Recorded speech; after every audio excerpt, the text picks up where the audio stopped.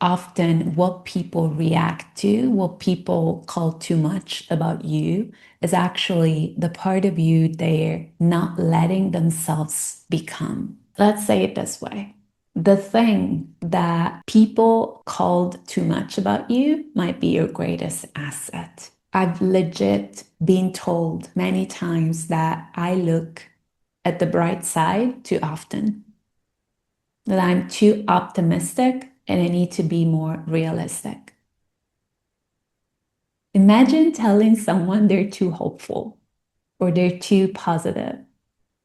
Not every feedback from others, not every reaction others have about your way of showing up is meant for you. Sometimes what you are reflecting to them and how they're reacting to it, it's their job. It's not yours to deal with.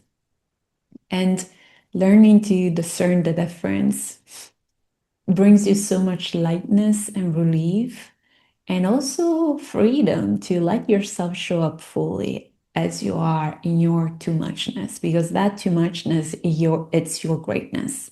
Let people have their reactions and don't make their own judgments your own. Don't absorb judgments they might have about you. And, sometimes there's feedback that we need to let in and reflect on.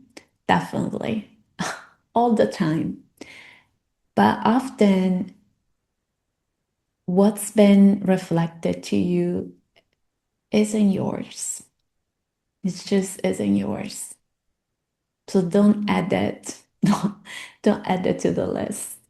This is really about discomfort, right? Because when we are in the presence of someone that is embodying something that we have internally judged or shamed about ourselves, so it's an aspect of us we have repressed and suppressed and just kind of rejected, it's in a way, it's painful. It hurts because it reminds you of who you could have been. It reminds you of what's possible. Your goal is not to make yourself smaller to make others comfortable. It's simply not. I always say that carrying a gift, and I think we all have a gift, multiple gifts, but there's probably a few that stand out, and those are the ones that sometimes may be perceived as that kind of too muchness, can be labeled by as too much by people who shared that gift, but they haven't let the gift exist. And in those moments, of course, it hurts to be on the receiving end of judgment in that way.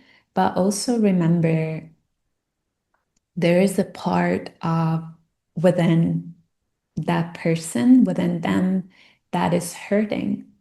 That's where the reaction, the judgment comes from.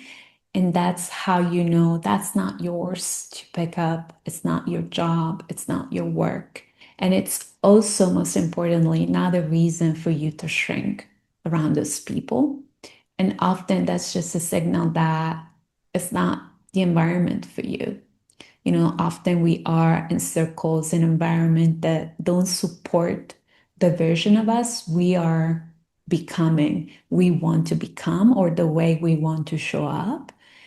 And, you outgrow spaces, you outgrow relationships, friendships, and it's like the vase, the container, the dynamic becomes too small or outdated or too different for you to feel like you can be yourself and still feel spacious, feel free to be yourself and still fit.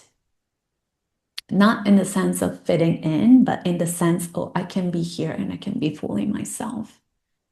So surround yourself with people as much as possible that feel excited about your too muchness, aka your greatness, that feel attracted to your greatness. Too many of us have learned to tone it down, to dilute it, to be le- become less visible, to play smaller. And it's such a waste, it's such a shame.